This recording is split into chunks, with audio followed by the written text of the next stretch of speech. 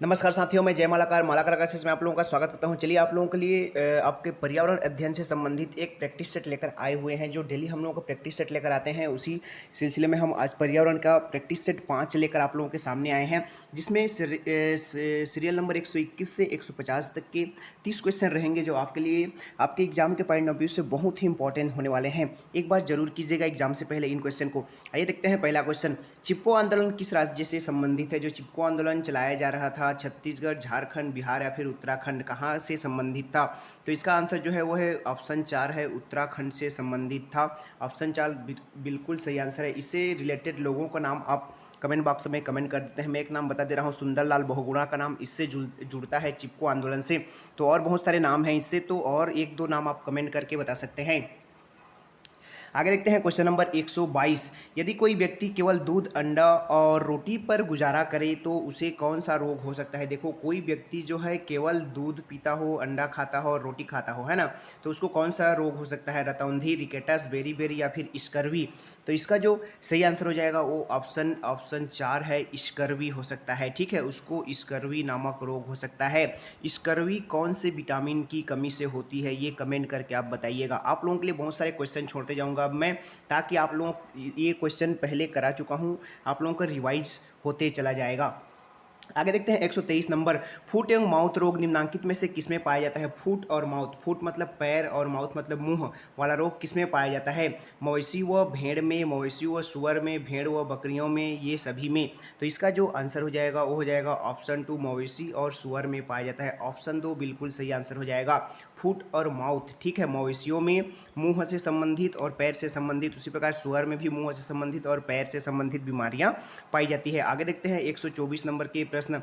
भारतीय गायों में पर्णपितक, जिसको कैरोटीन के कारण क्या बनता है? देखिए, दूध में ना, गाय के दूध में कैरोटीन के कारण क्या बनता है?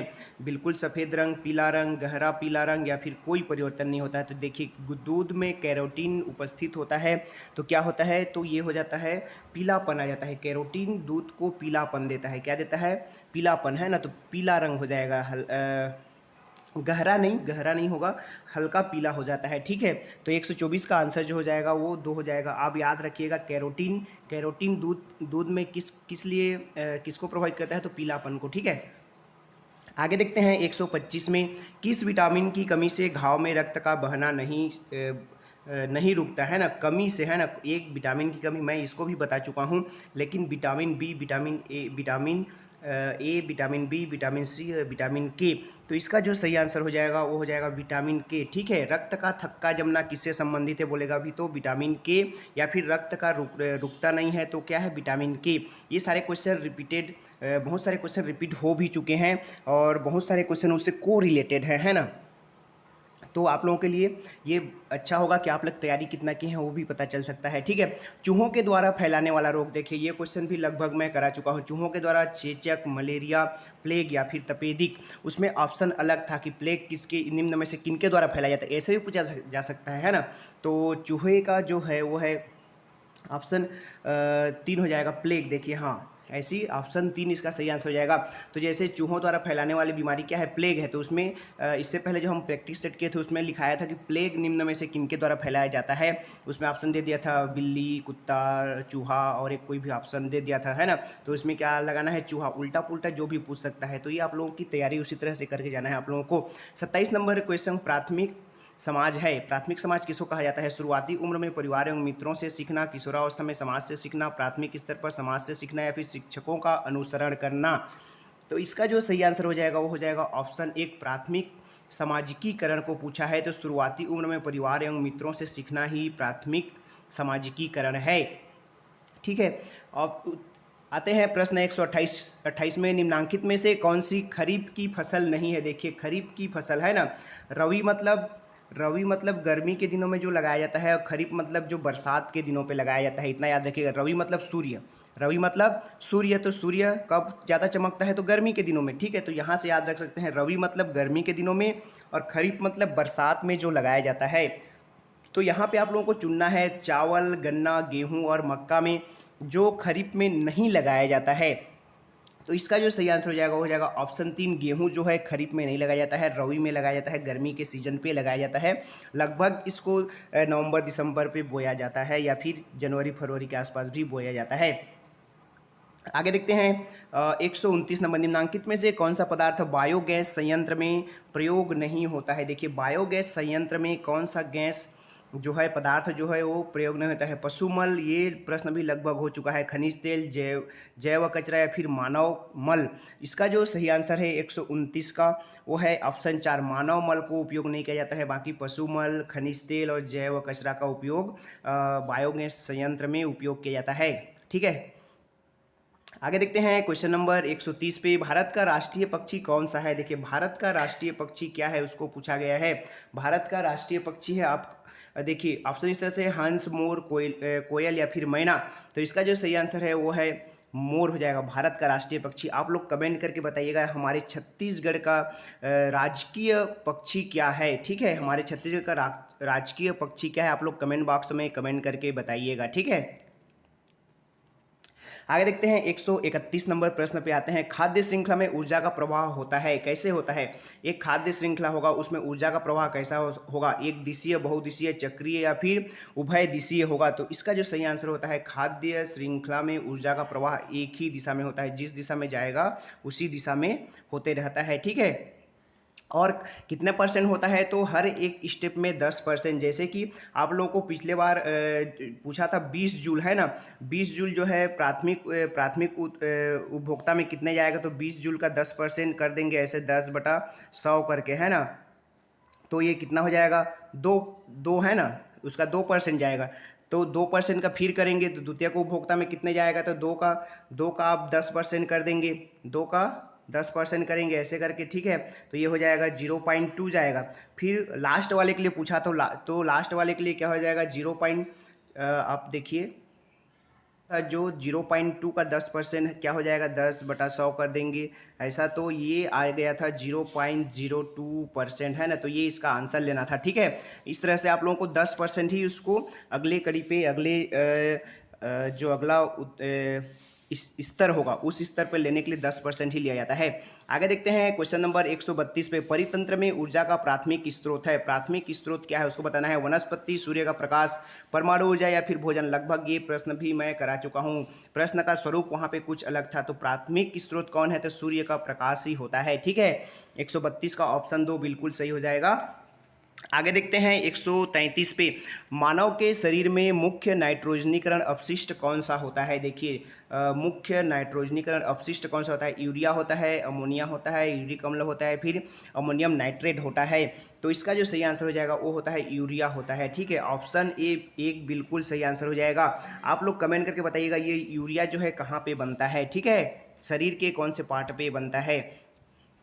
आगे देखते हैं क्वेश्चन नंबर 134, घरेलू कीटों का नियंत्रण किया जाता है माइक्रोवेव द्वारा, अल्ट्रासोनिक द्वारा, सबसोनिक द्वारा, कम आवृत्ति की रेडियो वेव द्वारा। इसका जो सही आंसर हो जाएगा 134 का हो जाएगा ऑप्शन 2 हो जाएगा, अल्ट्रासोनिक द्वारा किया जाता है। ठीक है, ये ऑप्शन 2 बिल्कुल सही आंसर हो जाएगा 134 का।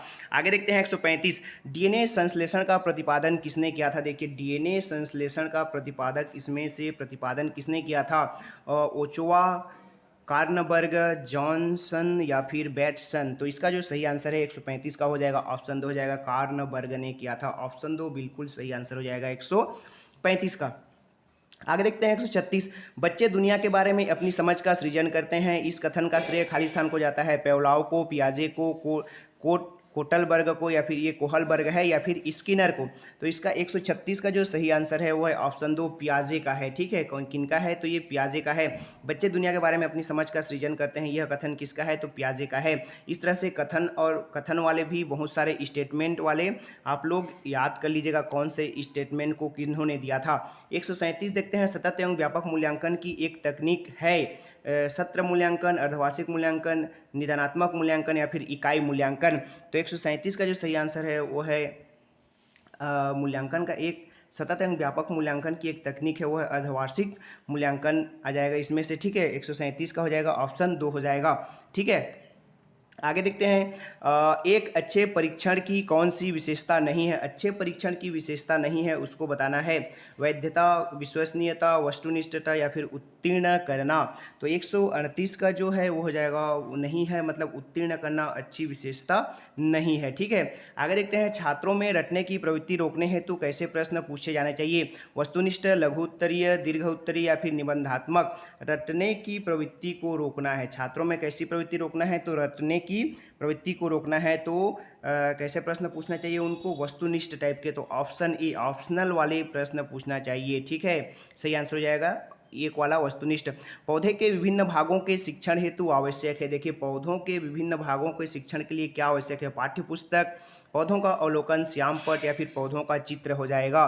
तो इसका जो सही आंसर हो जाएगा वो है ऑप्शन 2 हो जाएगा, पौधों का अवलोकन जरूरी हो जाएगा पौधों के विभिन्न भागों के शिक्षण के लिए। आगे देखते हैं, लड़के लड़कियों की अपेक्षा अधिक बुद्धिमान होते हैं। देखिए, लड़के बोल रहा है लड़कियों की अपेक्षा अधिक बुद्धिमान होता है, यह कथन है, सही हो सकता है। बुद्धि के विभिन्न पक्षों के लिए सही है, लैंगिक पूर्वाग्रह को प्रदर्शित करता है।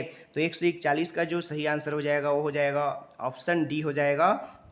इस तरह के जो कथन होते हैं वो क्या होते हैं, लैंगिक पूर्वाग्रह को प्रदर्शित करते हैं। ऑप्शन 4 बिल्कुल सही आंसर हो जाएगा। सभी बराबर होते हैं, लड़के लड़की सभी बराबर होते हैं। आगे देखिए, बिहार राज्य में कक्षा 5 तक पर्यावरण अध्ययन कैसा विषय है। एकीकृत विषय, उप विषय, समन्वित विषय या फिर वैकल्पिक विषय। इसका जो सही आंसर हो जाएगा वो हो जाएगा ऑप्शन 1 हो जाएगा, ये है एकीकृत विषय है। ठीक है, बिहार के लिए पूछा गया है, कुछ भी पूछ सकता है आप लोगों को। देखिए, आगे देखते हैं, पर्यावरण अध्ययन में क्षेत्र भ्रमण का मुख्य उद्देश्य क्या होता है। देखिए, क्षेत्र किसी विशेष क्षेत्र का भ्रमण किया जाता है पर्यावरण अध्ययन में, वह किस लिए किया जाता है या फिर उसका उद्देश्य क्या होता है। पिकनिक मनाना, मनोरंजन करना, प्रत्यक्ष अनुभव या फिर सरकारी योजना का निर्वहन। तो इसका जो सही आंसर हो जाएगा वो ऑप्शन 3 हो जाएगा, प्रत्यक्ष अनुभव द्वारा विद्यार्थी बहुत ज़्यादा सीखते हैं, इसीलिए पर्यावरण अध्ययन में भ्रमण कराना बहुत आवश्यक होता है। प्राथमिक स्तर पर पर्यावरण अध्ययन के लिए कौन सी विधि प्रभावशाली रहती है। योजना विधि, कहानी विधि, व्याख्या विधि या फिर वाद विवाद विधि। तो 144 का हो जाएगा वो है ऑप्शन 2 हो जाएगा, कहानी विधि हो जाएगा। ठीक है, कहानी के माध्यम से पर्यावरण अध्ययन में और अधिक प्रभावशाली बनाया जा सकता है। निम्नांकित में से कौन सा एक अभिप्रेरित शिक्षण का संकेत है। कक्षा में अधिकतम उपस्थिति, बच्चों द्वारा प्रश्न पूछना या फिर नीचे कक्षा में एकदम खामोशी, गृह कार्य पूर्ण करना। तो इसका जो सही आंसर हो जाएगा 146 का वो हो जाएगा ऑप्शन 1 हो जाएगा, कक्षा में अधिकतम उपस्थिति। ठीक है, एक अभिप्रेरित शिक्षण का संकेत होता है तो क्या होता है, कक्षा में अधिकतम उपस्थिति। ऑप्शन 1 या फिर ए बिल्कुल सही आंसर हो जाएगा। ठीक है, आगे देखते हैं 146 नंबर के निम्नांकित में से कौन सा पर्यावरण अध्ययन का घटक नहीं है उसको चुनना है, मतलब 3 है, मानव, वायुमंडल, जलमंडल, सौरमंडल। तो इसमें देखिए 146 का जो सही आंसर हो जाएगा, पर्यावरण अध्ययन का घटक नहीं है, तो यहाँ पे लिया गया है मानव को। ठीक है, 146 का हो जाएगा ऑप्शन 1 हो जाएगा। 47 में देखते हैं सीखने की प्रक्रिया में अभिप्रेरणा क्या है। बच्चों में सीखने के प्रति रुचि का विकास करती है, बच्चों की स्मरण शक्ति को मजबूत करती है, बच्चों को एक दिशा में सोचने की योग्यता को विकसित करती है, पिछले सीखे हुए को नए अधिगम से अलग करती है। तो इसका जो सही आंसर हो जाएगा ऑप्शन 1 हो जाएगा, बच्चों को सीखने के प्रति रुचि का विकास करती है, जो सीखने की अभिप्रेरणा होती है। ठीक है, आगे देखते हैं क्वेश्चन नंबर 148, पर्यावरण अध्ययन के लिए आप छात्रों को कैसे चैनल देखने का सुझाव देंगे। पर्यावरण अध्ययन के लिए क्या देखने को सुझावित करेंगे आप, कौन सा प्रस्ताव रखेंगे। नेशनल जियोग्राफी, डिस्कवरी, एनिमेशन या फिर इसमें से सभी, एनिमल प्लानेट या फिर इसमें से सभी। तो ये जो हो जाएगा इसका सही आंसर हो जाएगा 148 का ऑप्शन 4 हो जाएगा, इसमें से सभी है ना, ये सभी देखने के लिए आप बोल सकते हैं, जियोग्राफी भी, डिस्कवरी भी या फिर एनिमल प्लानेट्स भी देखने को बोल सकते हैं। बिहार राज्य है तो पर्यावरण अध्ययन के शिक्षण के लिए प्राथमिक स्तर के पाठ्यपुस्तक का निर्माण किसने किया है। एनसीईआरटी, एनसीटी, एससीईआरटी या फिर एमएचआरडी। तो 149 का जो आंसर हो जाएगा वो हो जाएगा एमएचआरडी हो जाएगा। ठीक है, एमएचआरडी का नाम अभी बदलकर जो ये एक नया मंत्रालय दे दिया गया है उसका कमेंट करके बताइएगा।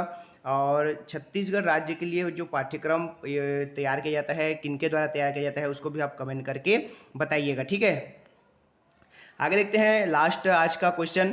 बीज अंकुरण की अवधारणा को पढ़ाने का सबसे प्रभावशाली तरीका है। अंकुरित बीजों को फोटो दिखाना, बोर्ड पर चित्र बनाते हुए अंकुरण के चरणों को प्रदर्शित करना, कक्षा में अंकुरित बीजों को दिखाना और अनुकरण की प्रक्रिया को स्पष्ट करना। बीज बोने, अंकुरण के विभिन्न चरणों का अवलोकन करने और उनका चित्र बनाने की गतिविधि को बच्चों को निष्पादित करने के लिए कहना। तो इसका जो सही आंसर हो जाएगा वो हो जाएगा ऑप्शन 4 हो जाएगा। तो दोस्तों ये थे आज के हमारे 30 इंपॉर्टेंट क्वेश्चन। आई होप आप लोगों को अच्छे लगे होंगे। अगर अच्छे लगे होंगे तो लाइक कीजिएगा और जितने भी क्वेश्चन मैंने कमेंट करने के लिए कहा है ज़रूर कमेंट कीजिएगा। हमारे चैनल पे नए हैं तो हमारे चैनल को सब्सक्राइब कर लीजिएगा। इसी तरह से आपको इंपॉर्टेंस क्वेश्चन की सीरीज मिलती रहेगी 18 तारीख तक, और 18 तारीख के बाद शिक्षक भर्ती के लिए भी इसी चैनल पे आप लोगों को बहुत सारे इसी तरह के कंटेंट प्रोवाइड किया जाता रहेगा। नमस्कार, धन्यवाद।